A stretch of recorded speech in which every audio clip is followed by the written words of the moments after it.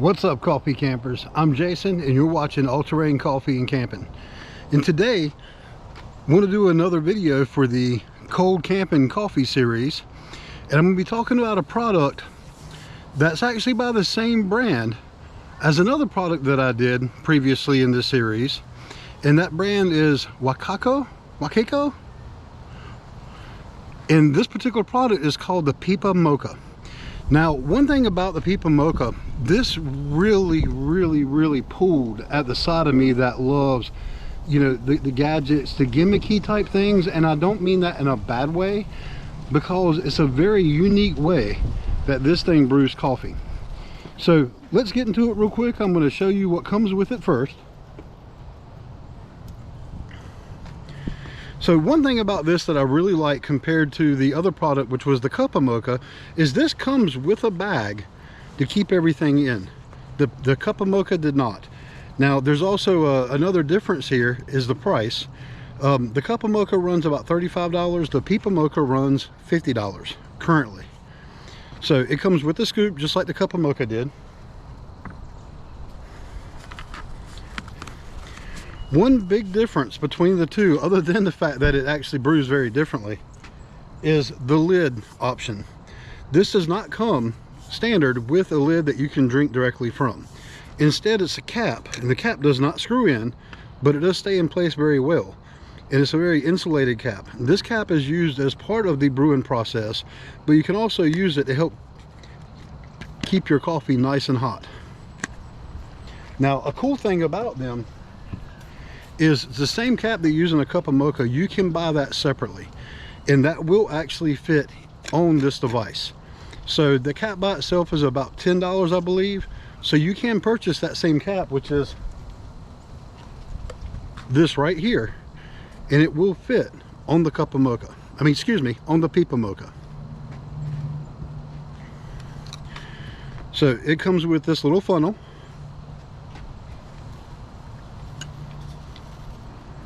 It comes with this brush to help with cleaning, and the cleaning for this is, we'll go into that shortly.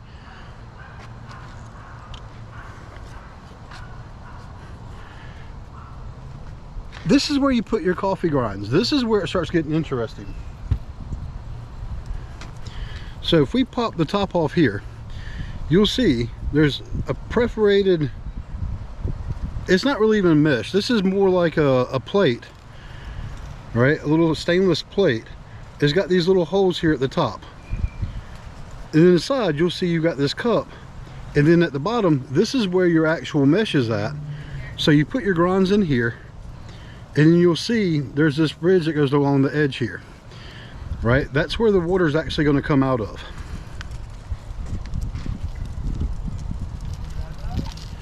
Now another part to this is this insert, which plays another crucial role in how you're going to brew this coffee. Right, you'll see it's got this nice suction here. So let's start talking about how this thing brews. As a matter of fact, let me go in and get the cup loaded up with coffee, and I can talk about the brewing process while we're actually brewing it. So they gave you this funnel to help you fill this up. What they say you do when you're measuring out your coffee, they say 2 scoops from this scoop.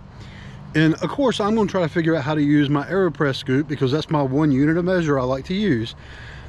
But with this it was a little bit, I've tried using both, because in my opinion doing 2 scoops of this with grinded coffee, right, this is 2 scoops of grinded coffee, which is different than whole bean, it's actually still a little too much for this cup.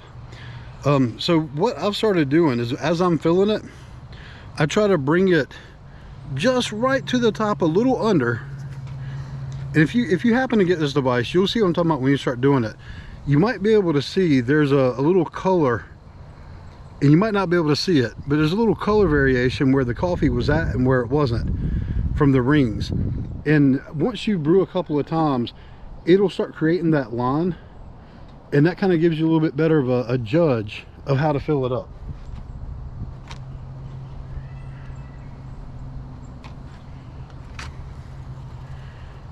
So in today's coffee that I'm using, I actually just grinded this for another video that I did on blending coffee beans, and this is by a company called Triple Crown Coffee. So be sure to check them out. Make sure to check my other video out as well for blending the coffee beans.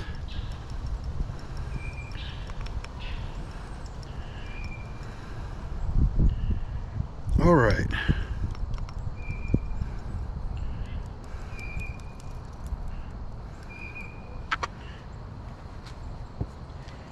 So in this particular case, what I would recommend doing when preparing for a trip that you plan on using this with is to actually get you like some little Mylar baggies, Ziploc baggies, however you want to store it, and go in and measure out your cup and then pour that into a single Ziploc bag, or I like to use these little Mylar bags. Go in and pour in that, and that way you've got that one bag you can just pop out, you can dump it in there. You're not trying to measure, you're not trying to figure out.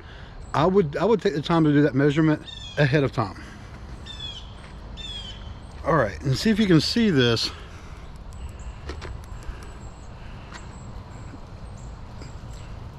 But it's just not quite to the top. Now we're going to put our cap on and make sure it's nice and sealed. What I like to do is I'll just grab the cap and make sure, like, hey, that's not going to fall, because it's important to have a good seal for this particular brewing process. Now inside the lid here, and it might be hard to see, but there's actually measurements for you to figure out how much water to put in it with the line that goes down.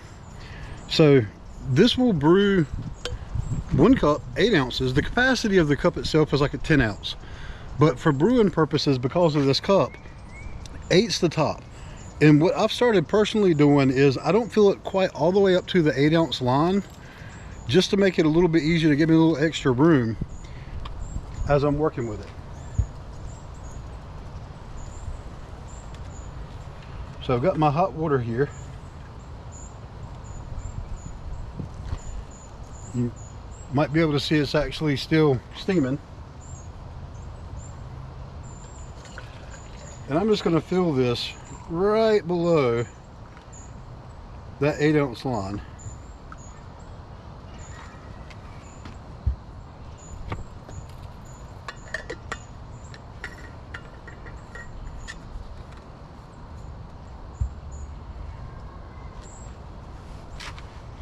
Now, one thing I'm going to do is I'm going to use my timer when I go to drop this in here, because they say it should take roughly 40 seconds for that cup to drop down to the bottom. So I'm going to pull out my handy aromatic app that I like using for brewing all my coffee with, for doing my timers. I've just made a little recipe in that I called Pipamoka. Right, I gave myself a couple of notes in here that I can look at, and I set a 40-second timer.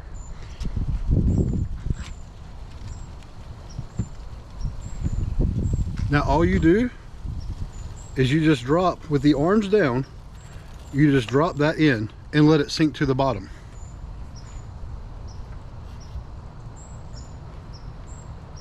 Now as this is sinking to the bottom, I'm gonna start talking about the process for this.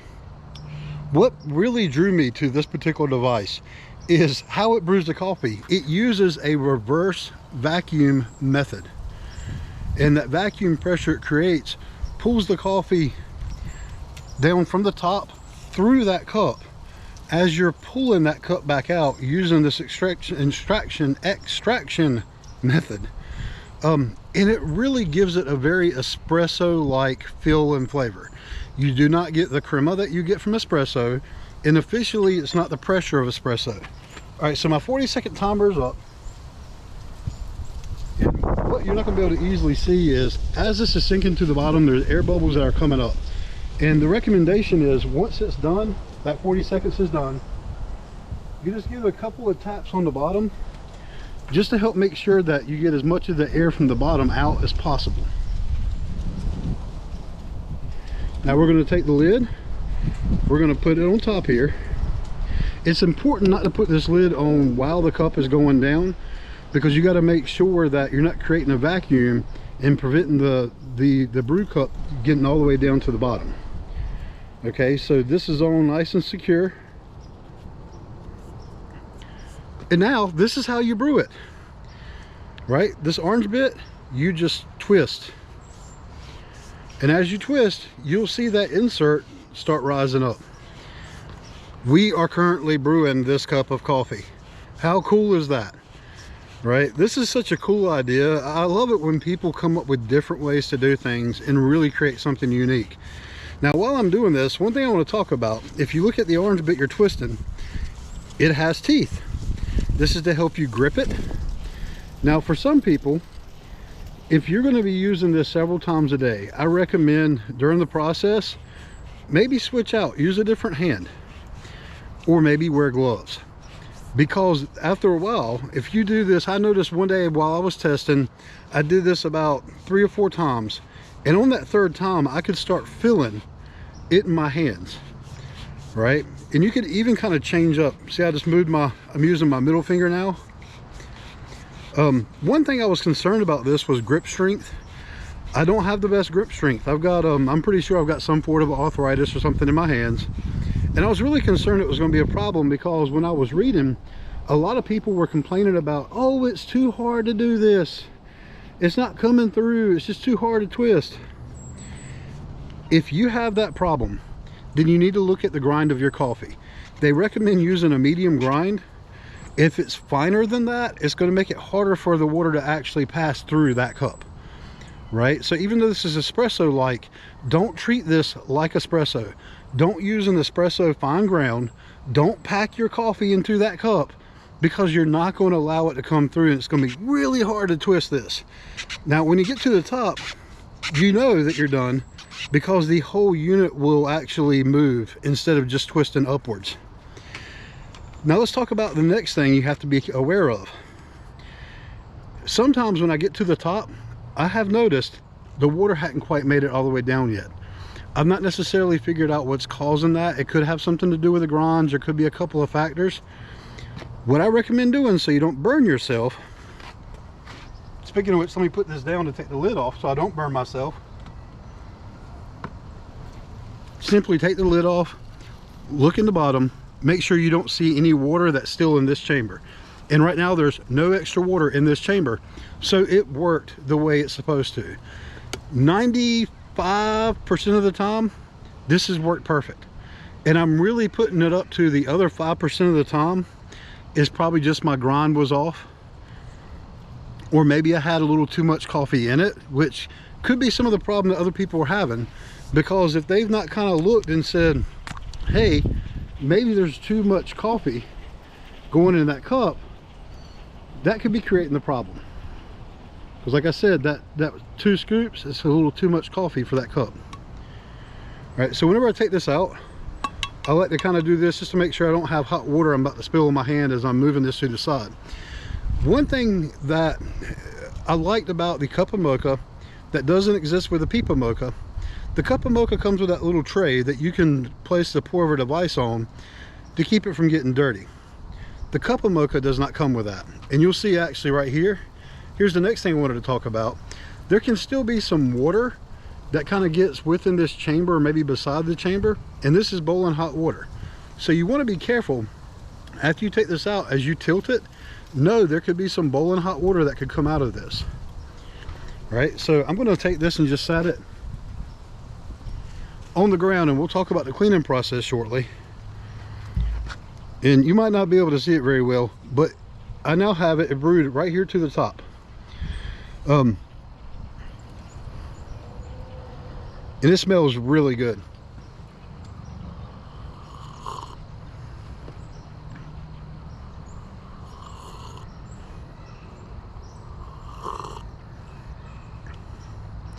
This makes an excellent cup of coffee. It really brings the taste and notes out, and all the coffees that I've tried, it just really brings the flavor. It makes everything pop. This unique extraction method is genius. I love it. But now I want to talk about some other things when it comes to this and using this for backpacking and camping, and some things to be aware of. Now, one thing that I do love about this and this company, when they made this in even state about this, you know, helping with leave no trace, right? This particular device, you do not have to worry about your paper. All you have to worry about is the grinds. And this is where the cleaning process, it really comes in. It's when I'm looking at stuff that I'm using specifically for backpacking, cleaning is one of the big things I look at. I want something that's going to be really easy to clean, you know, just very straightforward. I want to be able to rinse it off and call it a day, right? Pour over devices are great for that. The AeroPress is great for that. This is not great for that. Once you finish brewing, that cup that's in the bottom here, number one, it is hot. I'm not even about to try taking this out. It is really hot. I almost burnt myself on it because I was eager to start cleaning it the first time. I go to dump this thing out and it was hot. I literally like dropped it right where I was at. Luckily, the top didn't pop off. It didn't make a mess. I'm sure it could happen. So be warned, it's hot. So when you do this, my recommendation, pop this cap off. Right, and keep in mind why I'm reviewing this particular product is for cold weather, right? It's to help keep that coffee as hot as long as possible. So you pop this cap off, let that cool air come in. If you're cold weather camping and it's 30 degrees below zero outside, freezing, it's going to cool down very quick. I'm not going to actually show you how I cleaned this today because it's really hot inside. And I'm going to talk about the problems that I have with it. This is why I don't think personally I will ever use this backpacking, with one exception, and I'll get to that exception in a minute.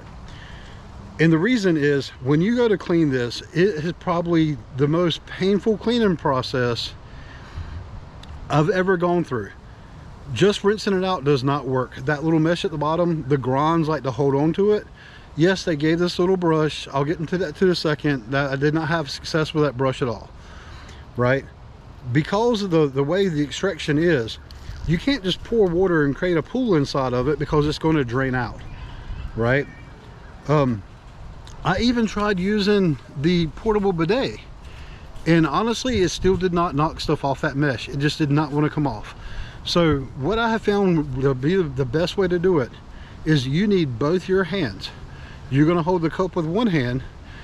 You're going to have a soft sponge in the other, just like a regular Scotch-Brite sponge. You need a source of running water. It doesn't necessarily have to have a lot of pressure to it, right? So if you're camping, if you're backpacking and you have a drum dairy bag that can create that little water flow, that could work for this. But keep in mind, we're talking about below freezing temperatures, right? In a drum dairy bag, your water is going to freeze. That's not going to be all that great of a thing for backpacking.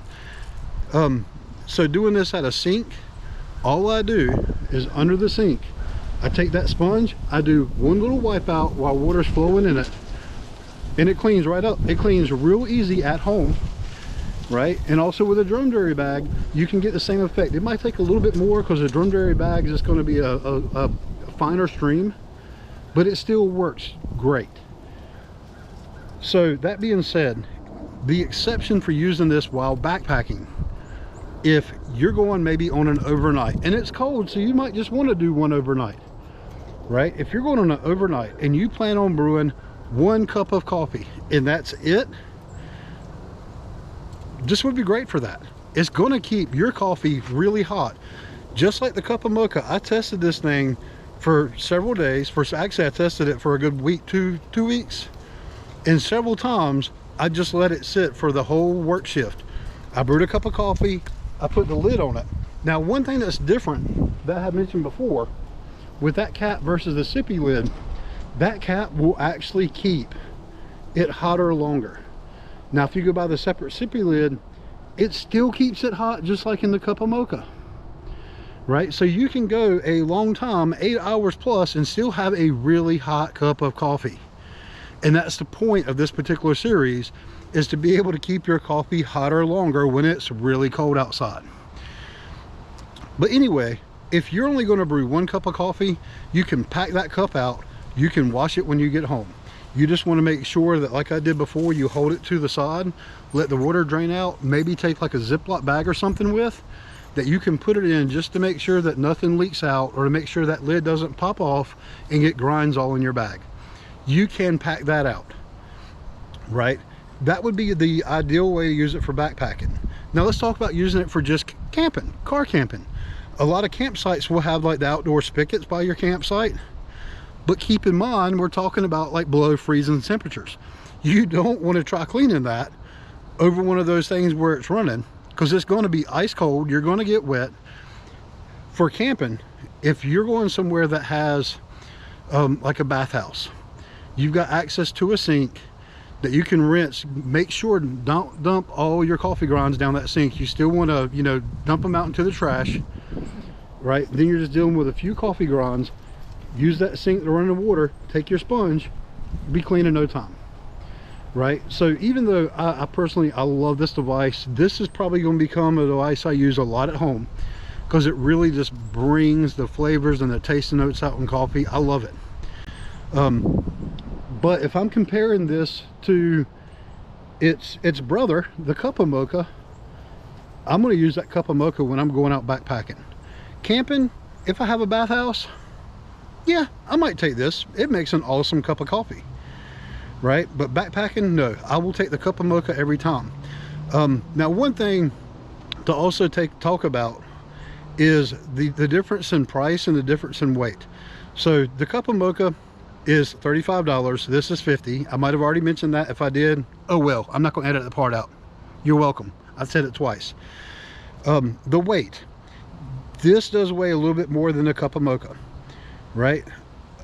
But while I mention it, because I'm already saying I wouldn't use this backpacking. Well, I wouldn't, but you might, right? Especially if you're looking at just doing that one overnight and that 1 cup of coffee to have before you start heading back to your car the next day. Compared to the cup of mocha, this is just a little bit heavier. This weighs 425 grams, so it was like 0.94 of a pound, right? So just under a pound. Where the cup of mocha, it was 0.7 of a pound, which comes in, I already forgot, so I'm looking it back up, 360 grams, right? So neither are necessarily tremendously overweight. When you're considering it's your full kit for coffee, it is your coffee mug, it is your brewing device. They're both great and lightweight. The cup of mocha is lighter. So if I had to pick, I can only have one of these devices. The other's got to go away. What am I going to keep? I'm going to keep the cup of mocha, right? I do love the fact with this one, I don't have to worry about paper filters. I do love the flavors this thing produces, right? But overall, the cup of mocha, the cleanup is as simple as you dispose of your grinds, you rinse off that cup, and you're good to go. The cup of mocha also has a way, when you're out backpacking, to keep your brew device from hitting the ground and getting, you know, anything else that could be crawling around or on that ground, because you don't have a good way to sanitize your devices while you're out there, right? So anyway, I hope you enjoyed this video. As always, thanks for watching and thanks for being awesome. Bye.